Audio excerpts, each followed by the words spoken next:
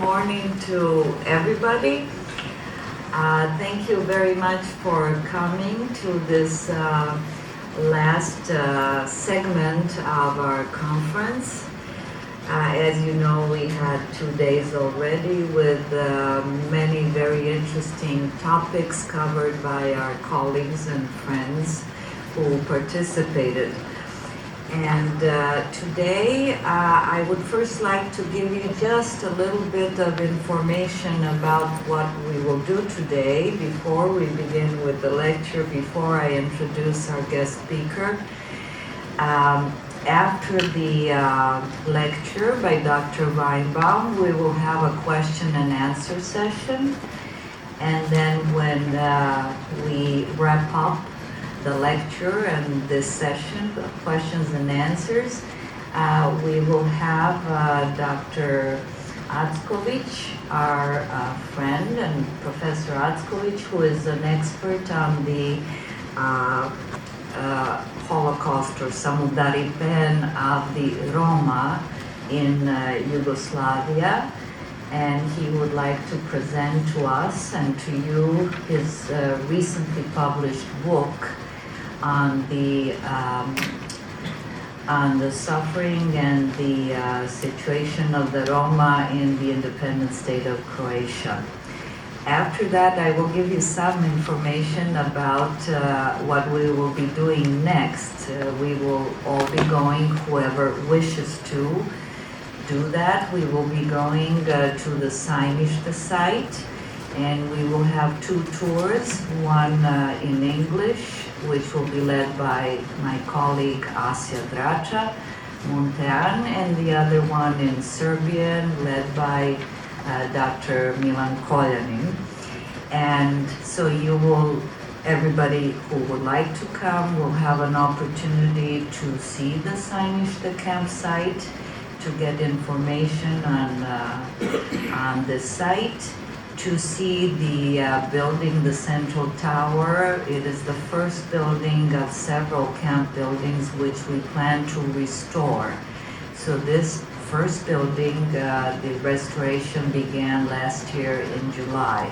So you will have an opportunity to see how much we have done, how much remains to be done, in view of our plan to have this building, the Central Tower, as a public exhibition space for the Memorial Center, exhibition space dedicated to the Nazi wartime camp at Sajmištu. And after the tours, you are all welcome to come back to our offices, where we will have the final cocktail to wrap up our conference. I will say this in Serbian. Do I need to say it in Serbian? Yes? No? No? Okay. So now I would like to introduce our guest speaker, Dr. Laurence Weinbaum from Israel.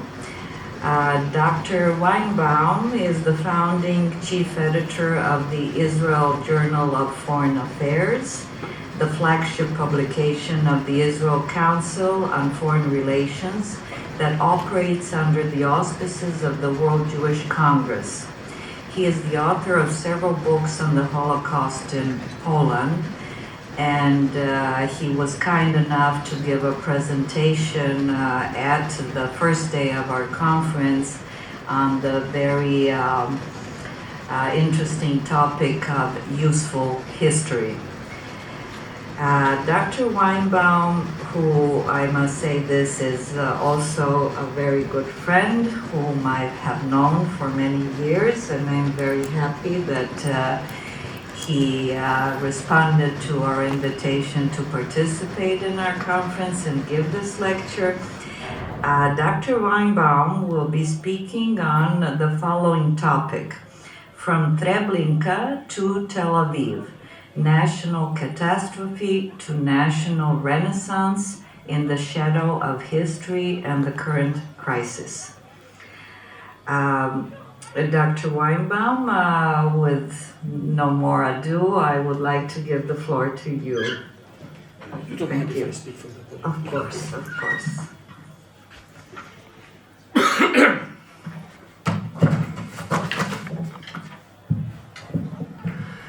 So, dame i gospodo, dobro jutro. Drago mi je što sam danas ovdje sa vama ponovo.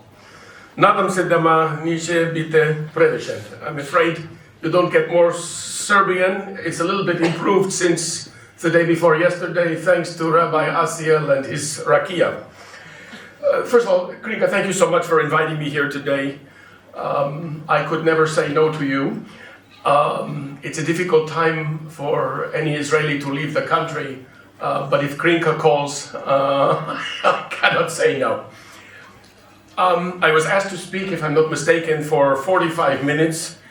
I don't believe you need to be tortured like that, so I'll probably speak more for around 30 minutes, but I would be very happy to answer any questions you may have, and I hope you will take the opportunity. Let me also say from the outset, lest there be no misunderstanding, I am speaking strictly in a private capacity, and whatever I tell you today, they are really my own views. Not that they will necessarily deviate from what you may hear from other people, but whatever I'm saying today should not be attributed to any institution with which I'm affiliated, and certainly not with the State of Israel. First of all, I'm honored to get this invitation, Krinka, and this is, I think all of us know, a very fraught time in the history of Israel and the Jewish people. But I'm especially moved to be speaking in Belgrade, in Serbia, because, as we know, Jews and Serbs have a great tradition of friendship, and I may even say mutual admiration. And sadly, in the independent state of Croatia, they shared a tragic common destiny. Around 30 years ago, I was the deputy editor of a popular book on Jewish communities of the world.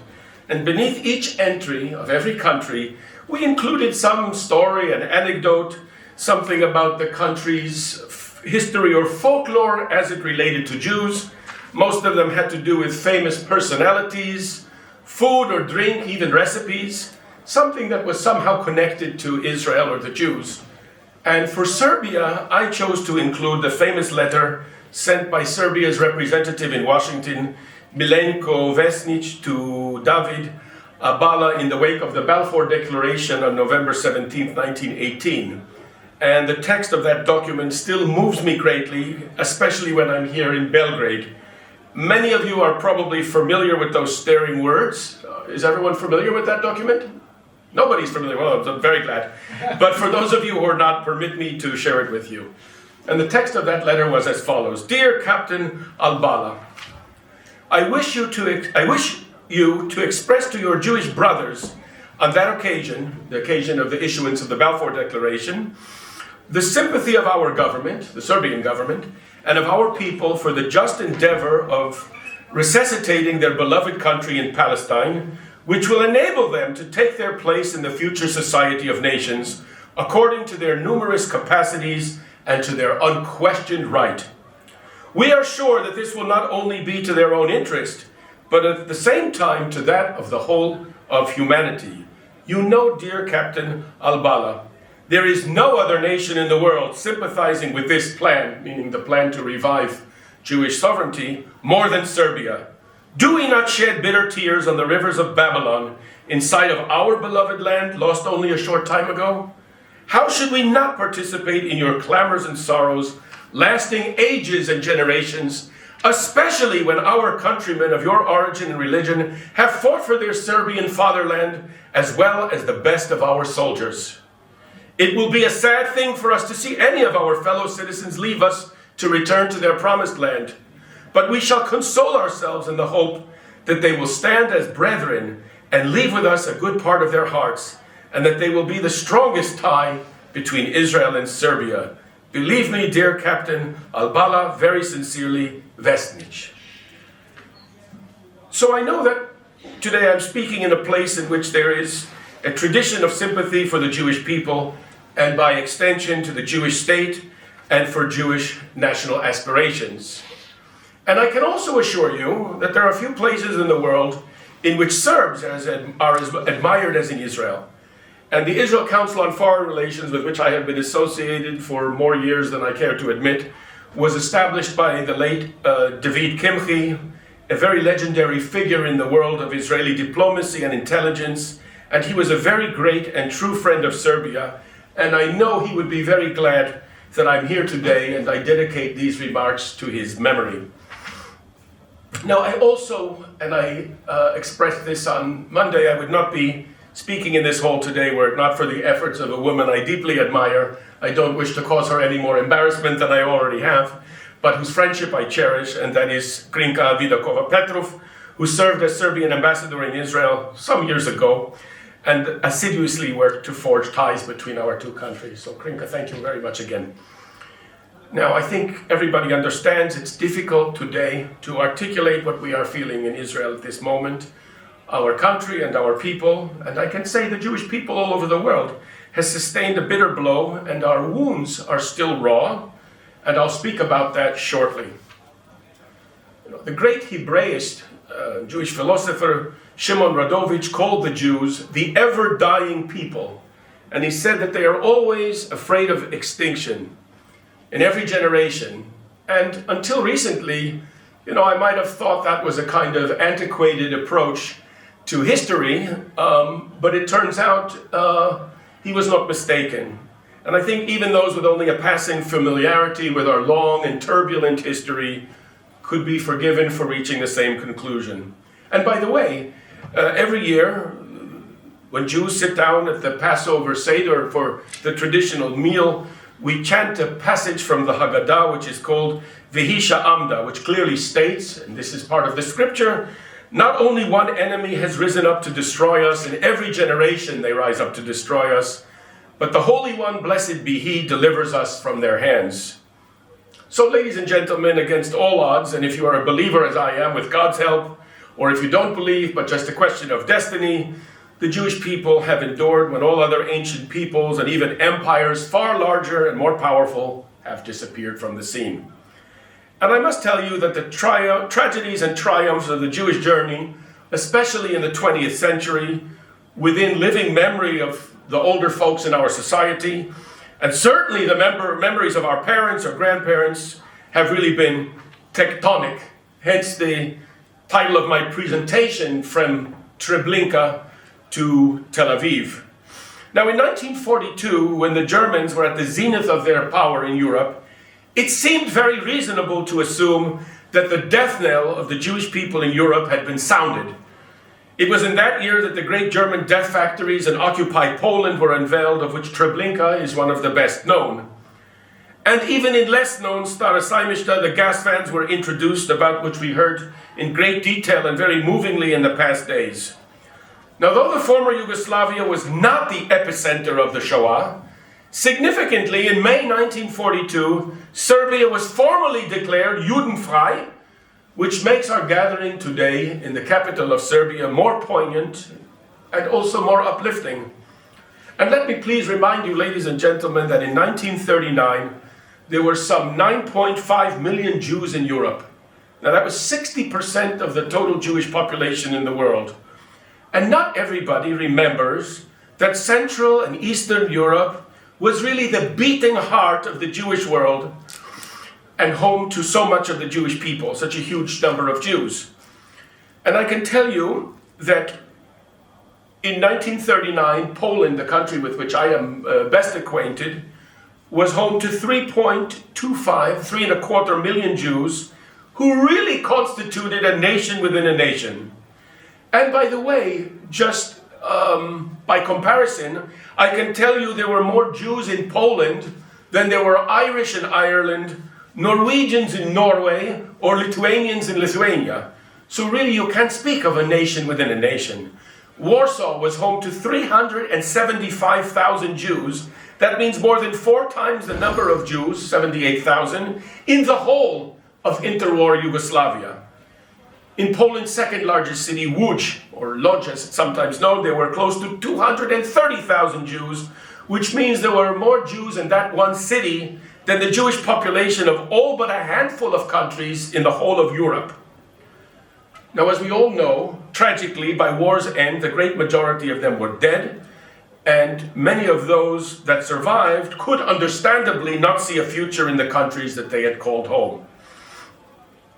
And so, it's of course not the end of the Jewish story in Europe, but we can certainly say that the Jewish, the kind of focal points of Jewish life shifted, and Europe no longer was the focal point it had once been, and the world was basically divided into the Jews in North America and the burgeoning Jewish population in the land of Israel, or at that time Palestine. And it's often believed that it was out of the ashes of the ashes of the Holocaust that the modern day state of Israel was born, and that it was largely out of a sense of guilt that the Christian world had acquiesced or given a hesitant blessing to its creation. Of course, the question of what to do with the survivors of the Holocaust, who were displaced all over Europe, dramatized the plight of European Jewry and lent new urgency to the Zionist cause. And even those who were not prepared before the war, before the Holocaust, to take the cause of Zionism very seriously, suddenly understood that there had to be a solution for those Jews, and a Jewish commonwealth or state, some sort of territory, had to be set aside for Jews where they could determine their own destiny. But let me make very clear, lest there be any misunderstanding, the Western world did almost nothing to assist in the delivery of the newborn state or in its gestation period. Yes, it politically supported the idea, but it really did almost nothing to ensure that the newborn state of Israel survived. And were it not for the courage of its outnumbered and outgunned citizenry and the efforts of world Jewry who stood behind it, the Jewish state would probably have been stillborn. And in 1948, let me tell you, many believed that the Jewish state would be born but would die immediately. It couldn't survive the pressures of the outside world and the invading armies of the neighboring Arab states, and also of the Arab population within the country that was determined to see that the Jews be pushed into the sea. And I can tell you from my own research, and this is not the subject specifically of my expertise, I was once in the National Archives in Washington, and I came across a document from the security, precursor to the CIA, in which an assessment was given that said very clearly there's almost no hope that the Jews would be able to hold out against the Arab armies ranged against it. And let me tell you, I read some years ago in an article written by Paul Johnson, a name some of you may recognize, a kind of popular historian who wrote a wonderful book, a popular book, not a scholarly one, about the story of the Jews, Jewish history, and I quote, this is what he wrote in this article: "In the last half century, over 100 completely new independent states have come into existence. Israel is the only one whose creation can fairly be called a miracle. I observed the drama of 1948-1949 from the security of an ancient Oxford college, where I was an undergraduate. Academic opinion was then, on balance, favorable to the new Zion. Many dons had been brought up in the Philo-Semitic tradition of Daniel Deronda, that's the 1876 novel of George Eliot, about a young man who discovers his identity as a Jew and dedicates himself to the Zionist cause. And they welcomed Israel as an intellectual and moral artifact. But opinion was also virtually unanimous that the state would be crushed. That was assuredly the view of most governments and military staffs. The notion of the Jew as a soldier had not yet captured the Western imagination." End quote. Now that may sound strange to us today, but I think it very well conveys the prevailing ambiance at that time. And somehow Israel survived and even thrived. And through successive waves of immigration, its Jewish population, and of course through natural growth, ballooned from 600,000 to over 6.5 million. Among them, the Jews of most Arab lands who were driven out, roughly 1 million souls, whose plight as refugees has largely been forgotten, if it was ever known. Why? Because those Jews who were driven out of the neighboring Arab countries and even more distant ones were absorbed into Israeli society. Now, I wouldn't be telling you the truth were I to tell you that that was an easy endeavor, because it most certainly wasn't.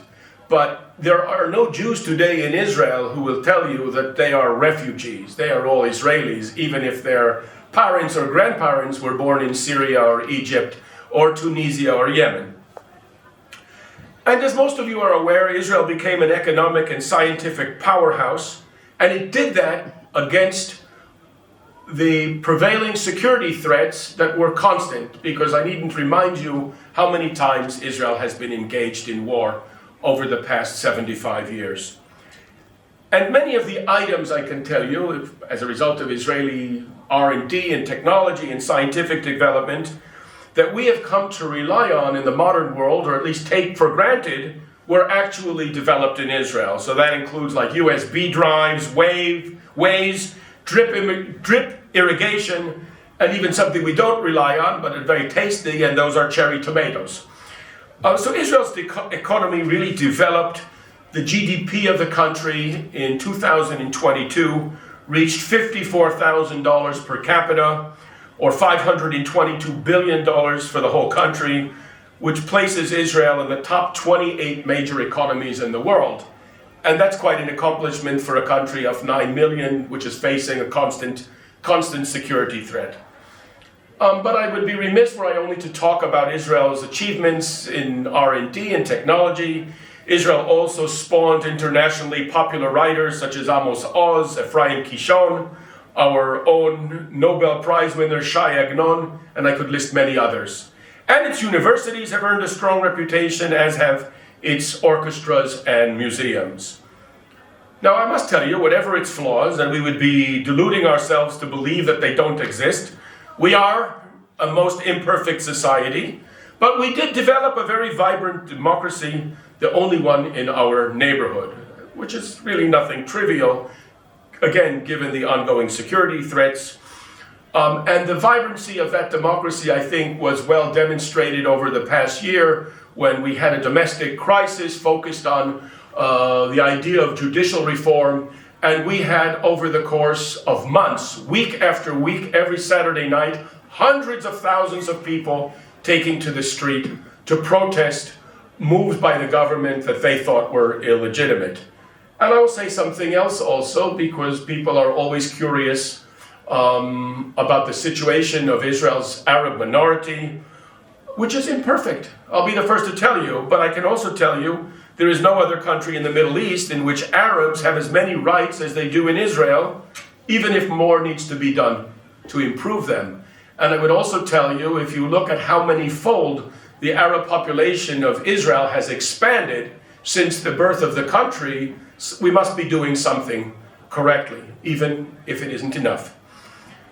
It may also shock you to know, it shocks me, I can tell you, that in the International Happiness Index, year after year, Israel is among the 10 happiest countries in the world.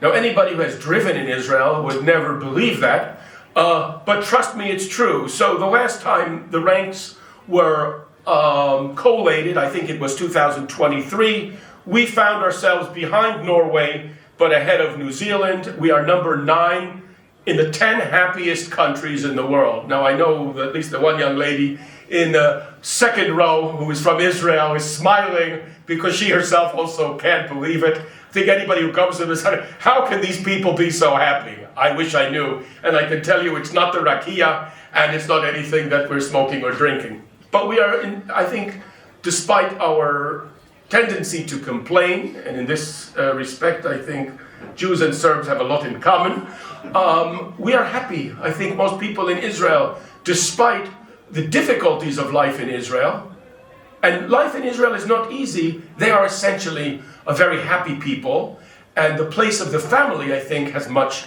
to do with that.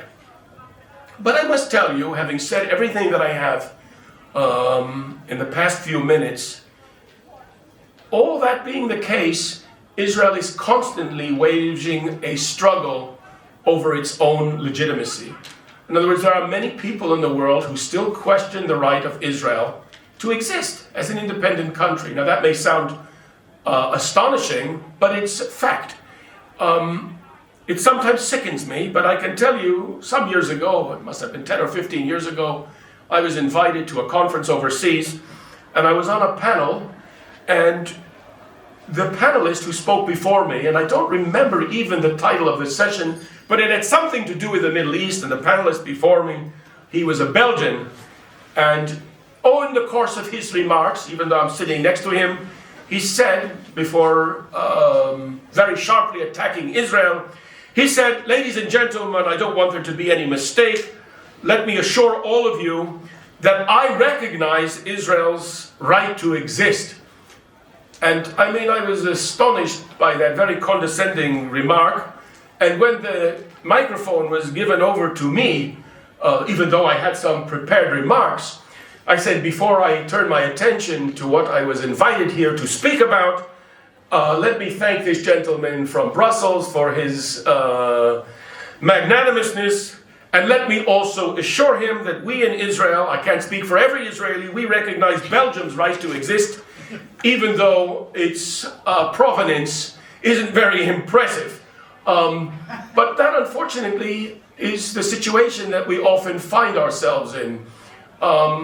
It never ceases to amaze me, though it long ago should have been understood by me and many others, that that's the world in which we live. And here let me remind you, and maybe it's not remind you, it's probably to introduce you to a speech that was given by the very great Zionist leader Vladimir Jabotinsky, one of the great figures in the Zionist pantheon, somebody whose writings I believe everyone should study, even if you have no special interest in Zionism, but certainly if you are interested in the liberal idea and also in the idea of national rebirth. Well, when he was asked to speak before a British government commission that was discussing what should be done with Palestine, in the course of his remarks, he said the following, and I quote, "Whenever I hear the Zionists, most often those of my own party, accused of asking for too much, gentlemen, I really cannot understand it. Yes, we do want a state. Every nation on earth, every normal nation, beginning with the smallest and the humblest, who do not claim any merit, any role in humanity's development, they all have states of their own. That is the normal condition for a people. Yet when we, the most abnormal of peoples, and therefore the most unfortunate, ask only for the same conditions as the Albanians enjoy, to say nothing of the French and the English, then it is called too much. I should understand if the answer was, it is impossible. But when the answer is, it is too much, I cannot understand it. I would remind you, and excuse me for quoting the example known to every one of you, of the commotion which was produced in that famous institution when Oliver Twist came and asked for more. He said more because he did not know how to express it. What Oliver Twist really meant was, will you just give me that normal portion which is necessary for a boy of my age to be able to live? I assure you, today, that the Jewish people come with its demands, they are an Oliver Twist who has, unfortunately, no concessions to make. What can be the concessions? We have got to save millions, many millions of Jews. I do not know whether it is a question of rehousing 1/3 of the Jewish race, half of the Jewish race, or a quarter of the Jewish race. I do not know, but it is a question of millions. End of quote. That's a stirring piece of oratory, but I think even though he said those words in 1937, they are still very relevant, especially to those who doubt that Jews have a right to a state. Now, ladies and gentlemen, I know that many of you are curious about how it is that a country like Israel, which has a vaunted intelligence system and who until recently, and I hope that situation will change, was looked at in awe because of its military prowess, how is it that all of that failed us on what we have come to call in Israel Black Sabbath, October 7th? And I can assure you, many Israelis are asking the very same question. And I think there will come a day when we know with a greater degree of precision what went wrong, how it is that these shock troops of Hamas managed to cross the border in their thousands and commit the atrocities that they did. But let me tell you, it's a little bit like an airplane accident where it's not just one thing that went wrong, but the whole series of things which one led to the other.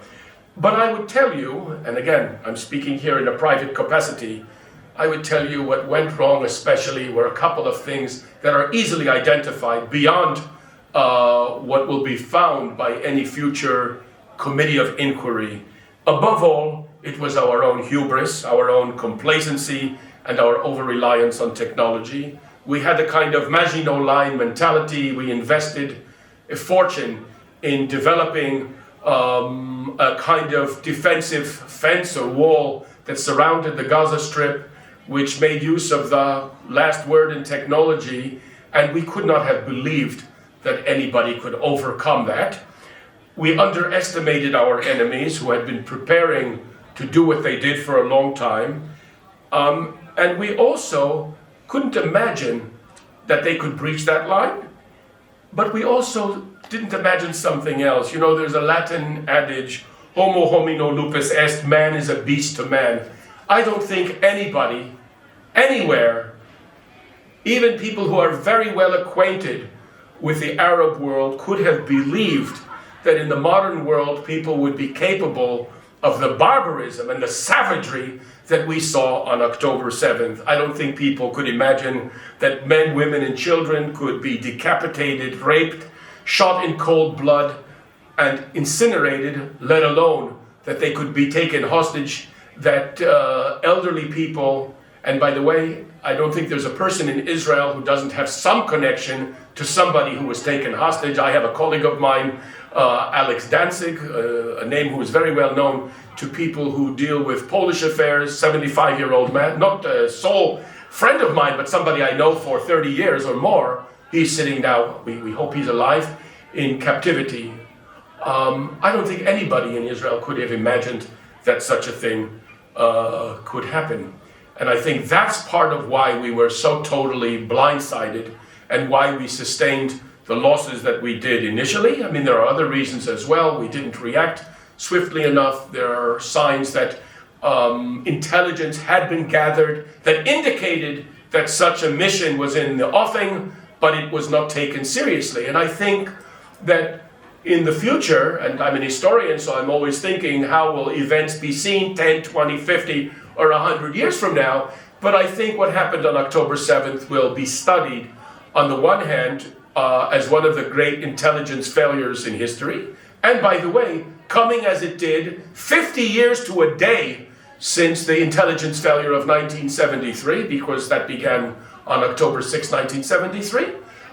It will be an intelligence failure that will be looked at, I mean, obviously of a different magnitude, to Operation Barbarossa. How is it that the Soviets didn't correctly process, or whether Stalin didn't correctly process all the intelligence that had been collected that indicated that a German attack was imminent. But I think it will also be studied from the point of view of its own execution, from the point of view of Hamas, how they managed to hoodwink Israel, and how they managed also to mount such an operation with technology, which is what's available. If you go to in Israel, we have a chain of stores called Home Center, for people who like to do home building and stuff. I mean, it was used technology, not very advanced, and they managed to do what they did.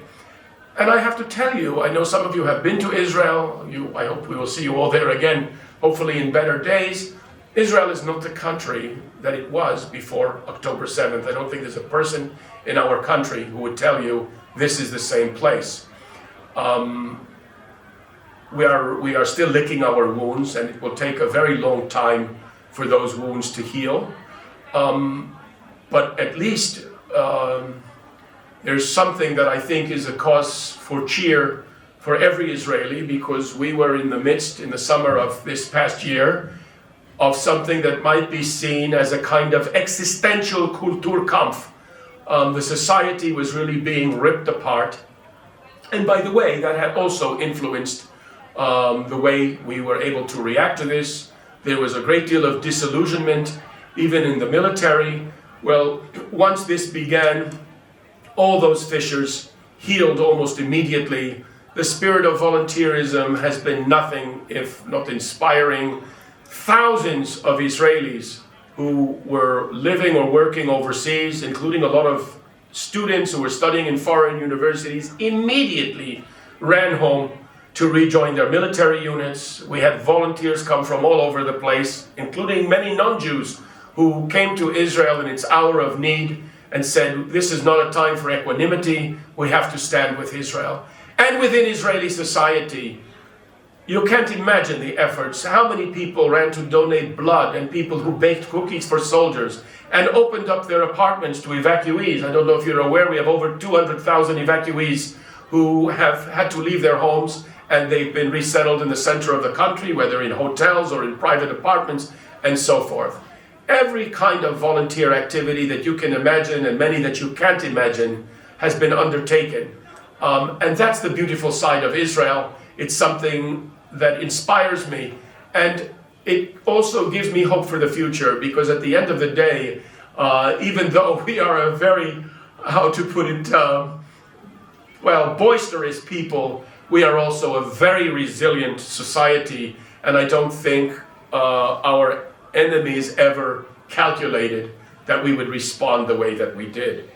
Let me just conclude before I take questions. You know, last month we marked the 60th anniversary of the assassination of John F. Kennedy. I don't think there are that many people in the room whose memory extends back to the early 60s, but certainly in America it was an occasion that was marked. Every American knows and will tell you, those who can remember, where they were on that day in 1963 when Kennedy was shot. And by the way, every Israeli today will tell you where they were on October 7th, when they first heard what had happened. And by the way, it wasn't that we heard in one second. This was something that we heard initially. Some of us heard, I heard, for example, air raid sirens in different places, not in my own city, but I could hear far away, and some explosions. Was not clear what happened, and it was only over the course of the day that it really became evident. And I remember I can't remember at what time, I came home from the religious services. It was Simchat Torah, an important Jewish festival, and I got a WhatsApp from a friend that a mutual friend had already been killed, somebody who was a leader in one of the kibbutzim, and that he had fallen. It was already known he was dead. And later we found out also his son disappeared. It had been believed he was taken hostage. But he perished, and as did his mother-in-law. Anyway, returning to Kennedy. So Kennedy, at one point, he was somebody who appreciated Israel. He said on some occasion, you know, Israel is here to stay. And apparently in the radio in Cairo sharply attacked him for saying that. And at an event to which he was invited, he reminded his audience that he had said that, and he had been attacked by the Arab media, the radio in Cairo, and a certain Arab newspaper. So Kennedy said the following, let me say, and I'm quoting, Israel has been created in order to exist.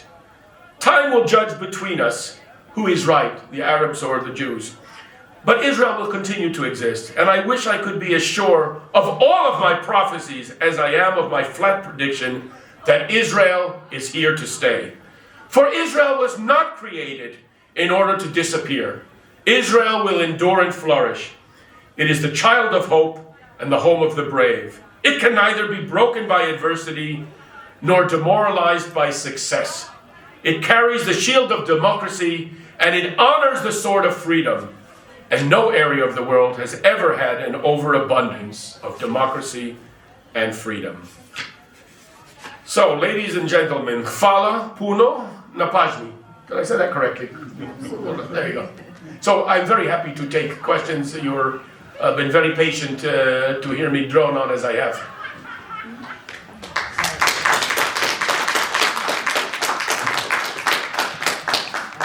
Hvala puno. Dr. Weinbaum, thank you very much for your very interesting and enlightening lecture or talk covering many interesting aspects of the history of the Jewish people and also the history of the State of Israel. And if I may add, since you mentioned that I come from a country and I am part of the Serbian people, when I came to Israel, everybody told me, you won't understand this complicated situation here in Israel. That was in 2002. And I said, listen, I think I'll understand it better than all of you in Western Europe. We've had many similar historical experiences.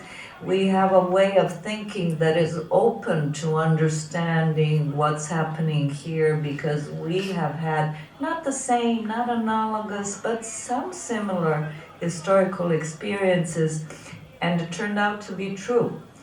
Because here in the Balkans, in the country I was born in Yugoslavia, we also had in the 20th century a very, very difficult historical experiences. And I understand the resilience of the Jewish people and especially the Israelis. There were many things I understood with more ease and maybe more deeply than some of my colleagues at least. But thank you very much for your talk, and I would like to open the floor to questions, to the question-answer period, and you're very welcome to take the floor and pose questions. Thank you. Thank you very much for your opinion of the conflict. And I must say, in opposite to you, in the last 40 years I have been in Israel maybe 10 or 15 times.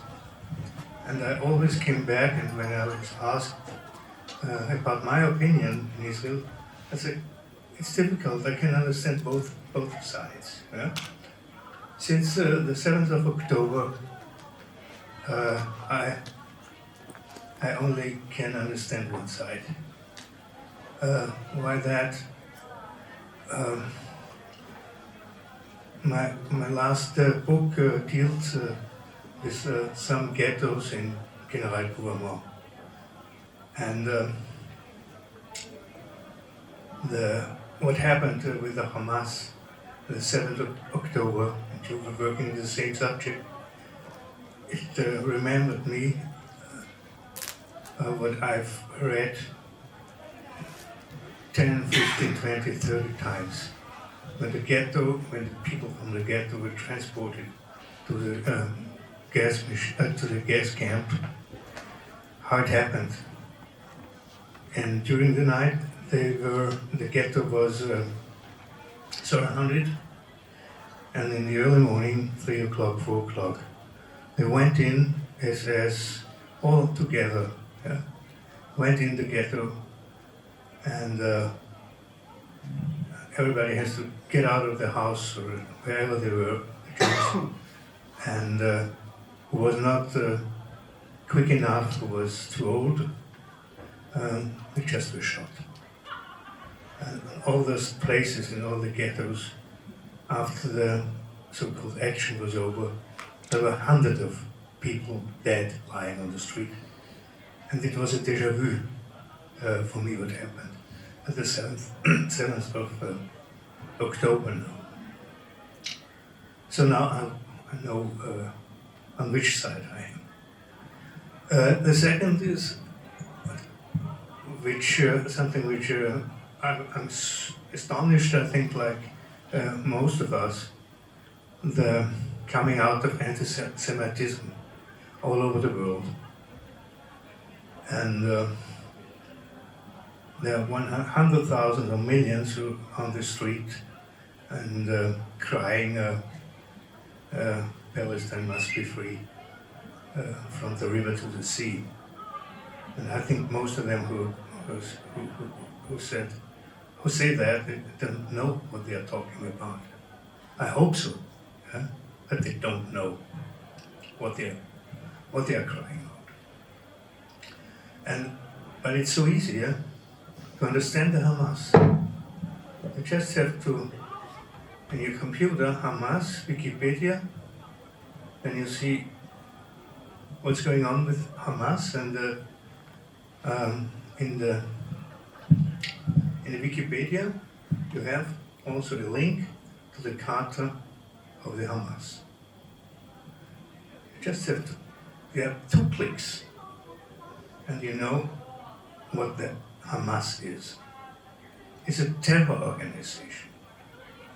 No, there's so much anti-Semitism in the Charter, I couldn't believe it. Yeah? I mean, they are so stupid. First, they said that Jews are responsible for the First World War. Okay. But they are also, in their point of view, they are also responsible for the Second World War. The protocols of the, how's it called? The protocols of the Weisen, whatever, you find all of anti-Semitism in just one paper of 2 or 3 pages. And what's only in the Charter, they say they never will deal with Israel because they don't accept Israel, so what to deal? Yeah? We never will deal, they say. Yes, now with the hostages, but that's not a deal. Yeah? I mean, political deal, yeah? To find a solution for both sides. They will never do that. They formulate them explicit. I mean, then if you read the Charter, you also know on which side you are. Thank you. I'm assuming that isn't something you're to me to respond to, but of course I completely agree with you. And as the time was limited, I thought I would speak for half an hour. Of course, I spoke for 45. My children would be saying, "Well, that's typical." But yes, I think a lot of us were very surprised by the sort of outpouring of anti-Semitic sentiment in many parts of the world, and it's something that we cannot ignore. We must take it very seriously. I don't know if you're aware, the State of Israel in the last couple of days even issued a travel warning to Israelis, listing many countries to which they can travel, but in which they must exercise tremendous vigilance because it is believed that they are being targeted.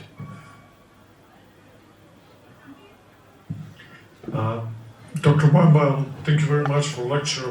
I, of course, had the privilege to enjoy chatting with you before we started, actually. I have 2 questions, but just one additional data to what you've been just speaking about. Of course, we are seeing the, if I could say, the reverse of the mostly Muslim-based population in Berlin, everywhere. There were hundreds of thousands, so on. But actually, I was couple weeks ago at the first meeting of Alliance for Responsible Citizenship. You probably heard for the initiative, Jordan Peterson and many people were there, and there were very interesting data internally. One of them was actually people were referring to what was happening nowadays in Israel and so on. So one of the data was really that 37% of the population of Britain was supporting Palestine, whatever it means at that. And it was seen as a very interesting phenomenon because, of course, it's not only connected with the Muslim-based population, which, of course, is not so small nowadays, but there is, especially on the left, generally, there is ongoing very radical anti-Israeli position, which is very interesting on that. But my 2 questions were, one is, of course, connected to what is the future, what we've been seeing. Of course, you gave very nice presentation from the point of view of many questions that are open within the Israeli society about the Mossad and so on. But anyway, the situation as it is now, the war is going on, military operation, you can call it whatever it is, anti-terrorist or so on. But what is what can we expect actually? I mean, the things are going on in the field, and we have to see some goal at the end. What can you see as a possible realistic solution to what is really happening there? And just to illustrate, a month ago we had the gentleman from Egypt who used to be, I will not mention the name because we organized as the Chatham House, but he used to be number 2 at the Ministry of Foreign Affairs, and he was referring to what was going on and said, we are not very much willing to accept 1 million of people coming there. You see that there are some refugees. So what is the possible realistic solution that we could expect? Of course, I don't think that it's something that will end up all the problems, but what is the goal of the military operation nowadays? That's the first question, and the other one is connected with what we had before that. I followed very much the let me say, the Kulturkampf between administration and judiciary, and I've been following that from Robert Bork onward, and wrote very much about judicial dictatorship issue, and in that sense I have full support and understanding for Netanyahu's administration, because it's not important only, I think, for Israel, but also for many people around, for returning of democracy and so on. But anyway, part of the story is that actually it enhanced a very big rift between Israel and, since you are coming from New York, basically, from the Jewish population in USA. What is happening, because it's been lasting for already a decade in a way. Could you comment upon that, and could we see that it little bit, let me say, decreased, or do they have sympathies or empathy for what is happening nowadays in Israel, and what we could expect once this is over about judiciary issues? Sorry for taking too much, but it's my pleasure. Essential issue. First of all, I'm very gratified to discover that another similarity that Israelis and Serbs have is that nobody asks a very simple question. So I can say something we have in common. First of all, I apologize. The crystal ball I once had on a high shelf long ago shattered, and so therefore I hesitate to make any prediction. The first part of your first question is easier to answer, because I think the objective of the Israeli operation now in Gaza is clear. There are two objectives, and sadly, they may be even mutually exclusive. One of them, of course, is to completely eradicate Hamas. In other words, to deal Hamas a death blow. Whether it will be possible to do that, difficult to say. And then you have the other question that immediately emerges, is that even if Israel manages to completely crush Hamas, and understand in the attempt to do that, there's going to be, and already has been, very heavy, what is called in America, collateral damage. There are a lot of bystanders who have been killed. The estimate is that for every member of Hamas, two civilians have been killed, which of course is a terrible tragedy, but one that's unavoidable. I mean, from the moral point of view, I don't think it's a stretch to say that really Hamas is responsible for that, because it really does use the civilian population as a human shield. So the first objective is to eradicate Hamas, and the problem is that even if we succeed in that, there will be a successive generation, which of course will nurse a hatred of Israel, and I don't know how that can ever be ended. I really don't have any solution. I don't think there's anything we can put in their drinking water that will suddenly change the way they look at Israel. I wish that there were a way for us to do that. And of course, the other objective is to do whatever can be done to free the hostages. And when I say that this is very difficult to do one or to do both, I'm not sure that you can achieve both at the same time. And this is something I think that gives many Israelis a great deal of pause. What can be done? And you can certainly understand the families of those who remain in captivity for trying to move mountains to see that their loved ones are freed. The second question you asked, and by the way, here I introduce at least one cheerful note into this. The gentleman that I spoke about, my acquaintance Alex Danzig, who's still, we hope, alive and being held hostage. Well, when some of the first hostages were released, some of them said, well, this Alex Danzig is alive, and he was even giving lectures to the hostages while he's in captivity. So his son gave a radio interview and said, finally, my father has a captive audience. So I thought that would, Alex, had he heard that, would have appreciated it very much. The answer to your second question, I just want to make sure that I've understood it, which is, what is the reaction of American Jewry or Jews in the diaspora toward the present situation? Well, I think for the most part, they were very shocked by what happened, no less than anyone in Israel, because they also were operating under the impression that Israel is this invincible country with this extraordinary armed forces and so forth. So they were shocked, but I think they also did whatever they can and are doing whatever they can, obviously, to help Israel, to stand with Israel, to lobby for Israel, lend their political support. You are aware, of course, a couple of weeks ago there was a demonstration in Washington, the largest gathering of Jews any place in the diaspora, I think in history probably. A couple of 100,000 people came to Washington, and they came from all parts of the United States. And what was fascinating is, and the Jewish community in America is also riven with many divisions among religious and not religious, and the people who are left-wing or so-called progressive and the conservatives, and they all came together, and those differences were forgotten. So that, of course, gives us hope. But there are, of course, also elements in the Jewish community who are not happy, and I think also understand that with every passing day, the pressure on Israel to cease its operation in Gaza will only rise. And here the problem is that even if you have the best PR in the world, and even if you state very clearly, and even if you're right, Hamas is to blame for very cynically manipulating its population, using them as human shields. And by the way, once very famously, Golda Meir said, we can't love their children more than they do. And in a way, that's the situation you have today. But nonetheless, people all over the world are watching every day on CNN and BBC, etc., etc., etc. Terrible scenes of suffering and destruction in Gaza, and many civilians who have been displaced and are suffering, and children who have been killed. And the question is, how long can that go on before the international community will react harshly? And Israel is very much dependent on political support from the United States.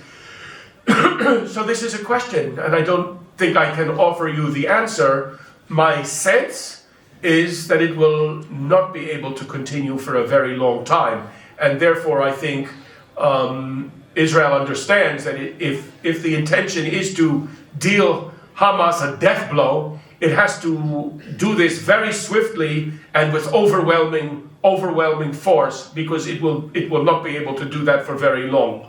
That's the answer to your question, as best I can provide it. I'm sorry, I am not really privy to the information that I could answer that in a more detailed way, but even were I privy to it, I wouldn't be able to discuss it in a public setting.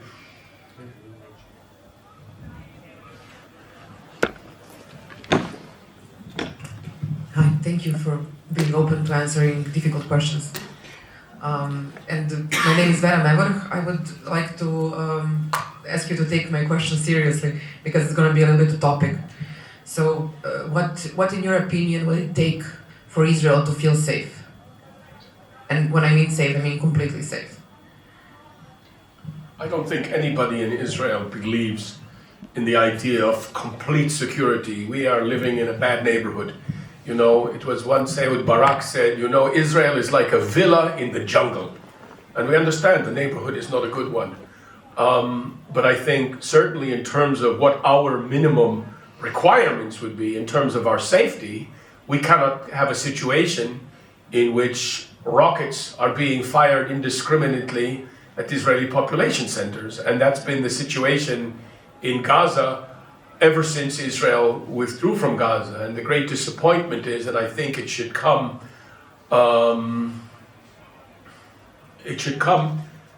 not as a shock to anybody, but you see that the foreign aid that flowed into Gaza was used not really to better the situation of the population, but rather to enhance its military capability. So you know that now we are contending with a situation of hundreds of kilometers of underground tunnels and bunkers. Can you imagine how much concrete the effort that went into developing that system? And can you imagine that instead, if that effort hadn't been made, but all that concrete and all the money and all the effort had been used to bettering the situation of the population of Gaza, you know, we had always believed, but perhaps we were naive, that when we would leave Gaza, it could be transformed over a period of time into a kind of little Singapore. It's a densely populated place, but in the right hands, it could have been made into a very prosperous place. And understand, the Israeli settlements that existed in Gaza were also dismantled, and there was a huge industry growing flowers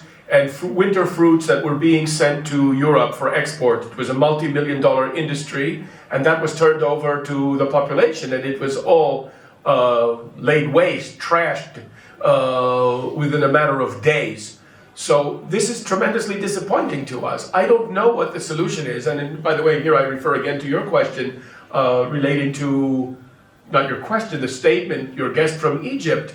Nobody will take in the population of Gaza, as we can see. I mean, you have over 2 million people. I don't think anybody's under any illusion. I don't think anyone in Europe is going to suddenly... Europe, of course, is laboring for many problems with migrants. I don't see anybody opening up the gates to admit people from that part of the world into Europe or to any other part of the world. And so whatever solution is reached is probably going to be one in which the population of Gaza is going to stay in place. But it will have to be completely demilitarized, and how that will be done, it will have to be monitored so a situation like this can never happen again. How that is going to be done is not yet clear, and it's probably a question for a greater mind than the one who is speaking to you now. But many people are discussing how this can be done, whether bringing in a consortium of Arab states, including Gulf countries, whether the United Nations will take over. Our Prime Minister the other day said, well, Israel should be responsible for the security, not an easy thing to fathom. So the jury is still out how this is going to play out. But let me be very clear, this is not going to be easy, and this is going to be a situation that's going to last for a very long time, and the rehabilitation of Gaza will not happen very swiftly.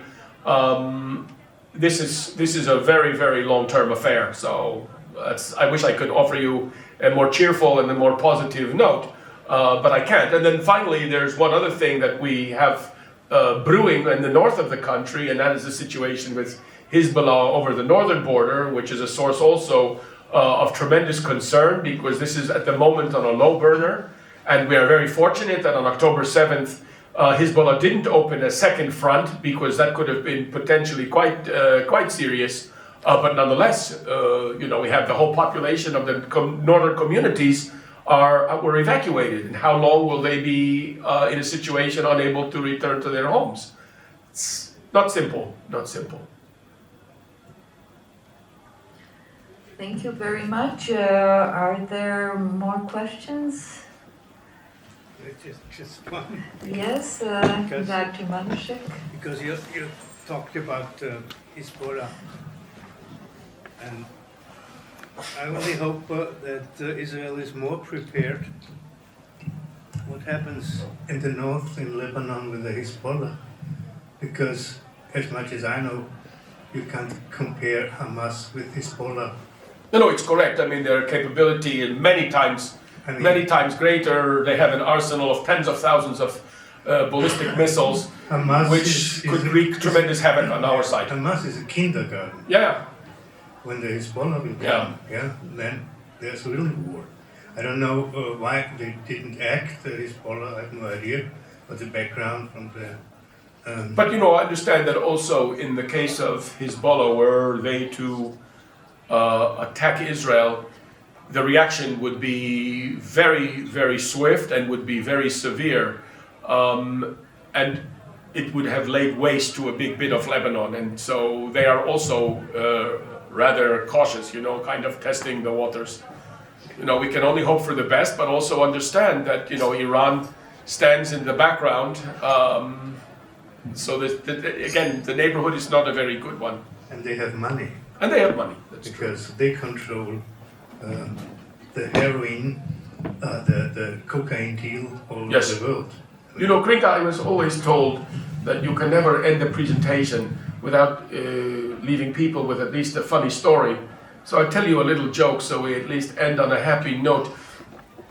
Many years ago, a very rich Texas oil tycoon came to Israel, and he had a car and driver and was shown all over the country, holy spots, all the most famous landmarks. And at the end of a week in Israel, he was very satisfied, and he was being taken toward the airport for the trip home. And he said to the guide, you know, the only thing I haven't seen here in Israel is a private home. I'd like to see how people in Israel live. Of course, you know, we've been staying in these luxurious hotels, and you've taken me to all the holy spots and all the natural wonders, but I'd like to see how do Israeli people live and to talk to an Israeli. So that's no problem. You know, the Israelis are a very friendly people. He said, the next house we see on the road, we'll stop even spontaneously. I'm sure I can come and explain. I have a guest. So within seconds, he sees a house on the road. The guy tells the driver, stop the car. And so they pull up to this little hut, knock on the door, and the Israeli guide says to the owner of the house, listen, I have this Texas oil baron, and I'm showing him the country, and he wants to see a little bit how people live. Oh, of course. The guy says to his wife, go in the kitchen and bring out some refreshments. So the Texas guy is asking this Israeli guy all kinds of questions. And it turns out the Israeli guy was born in Yugoslavia, very nice. So at the very end, when this Texas guy is very happy, thank you so much. I am so glad for your hospitality, you know. So the Israeli guy said, look, can I ask you a question? I know you're from Texas, sir. You know, the guy told me you're a very rich man and you have a huge amount of land. Can you tell me how much land do you really own in Texas? So this oil baron says to him, well, let me say this in a way you could understand. He said, you know, if you get up very early in the morning and you get in a car and you start driving in a straight line and you keep driving, by the time the sun sets, you wouldn't have reached the end of my ranch. The guy says, wow, that's amazing. I used to have a Yugo as well.